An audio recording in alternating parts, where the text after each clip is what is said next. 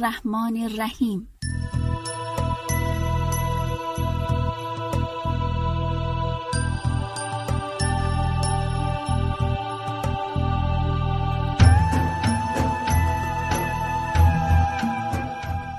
السلام علیکم همدیارانی خوب و نازنین، بچه های عزیز و دوست داشتنی، حالتان چگونه است؟ سلامتیاتان خوب است؟ پدر و مادر، خواهران و برادران همه خوبند؟ خدا را 100,000 بار شکری به منت که همه خوب و سلامت هستید.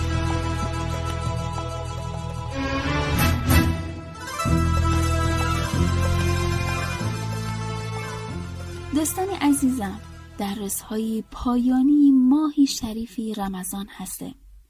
چیز نمانده است که ماه عزیز تمام شود و همه جا مردم عید فطر را جشن گیرند. رمضان یا رمضان شهر التوبة والغفران، رمضان یا رمضان مرحبا بك یا رمضان. عید که نزدیک می شود همه ما آدم ها شاد می شویم و آمدنش را جشن می گیریم، برای اینکه 1 ماه به خاطر خدا جان روزه گرفتیم و عید فطر هم جایزه و پاداش است که خداوند مهربان در ازای این 1 ماه بندگی به ما مسلمان ها بخشیده است. همراهان خوبی رادیو مهر، یکی از دوستانمان خاطره برایمان نقل کردند که برای من خیلی جالب بود. با ما باشید تا این خاطره را هم شنویم. السلام علیکم دوستان عزیزم، من نگاره 10 ساله از شهر دوشنبه. من شنیدم که بچه ها خاطرات رمضانیشان را نقل کرده ضبط میکنند و به رادیوی مهر میفرستند. من هم تصمیم گرفتم 1 خاطره نقل کنم، خاطره عیدانه. پارسال روزهای پایانی ماه رمضان شده بود، درست مثل همین روزهایی که هستیم. مادرم با 1 متریال زیبا برای من کرته می دوختند.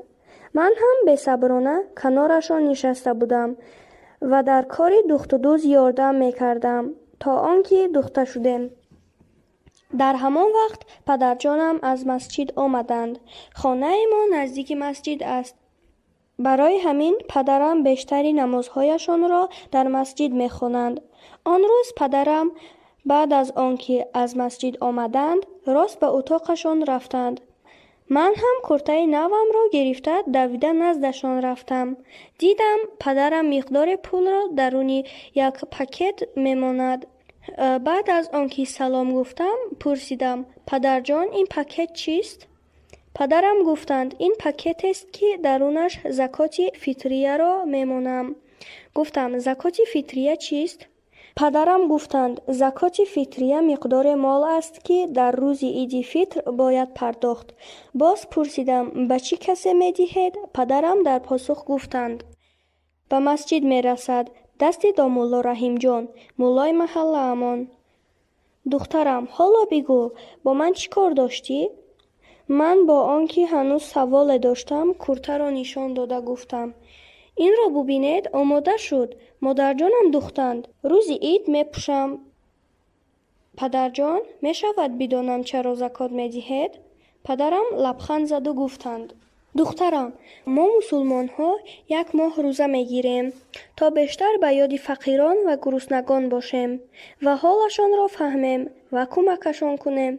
این زکات هم سبب می شود که این روزه‌داری و بندگی کردن به درگاه خداوند کامل شود و خدا از ما قبول کند، چون این زکاتی ما می رسد به دست نیازمندش تا آنها هم مثل ما بتوانند عید را جشن گیرند و خرسند باشند. من هم با شادمانی ادامه دادم آها فهمیدم، شاید مقدار از این زکات برسد به دست دخترکی مثل من تا او هم بتواند برای عید کرته نو پوشد و شیرینی و شکلات خورد. پدرم با خنده به من آفرین گفتند. بچه ها، این بود خاطره رمضانی من. پیشا پیش عید فطر را به همه شما دوستان تبریک و شاد باش میگویم. خدا نگهدار.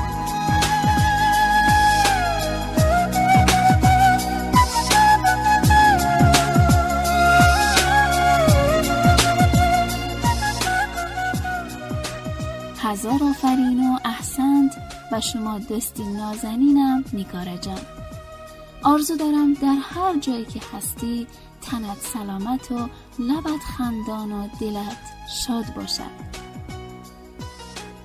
چه خوب است که همه ما همین طبع و فکر یکدیگر باشه.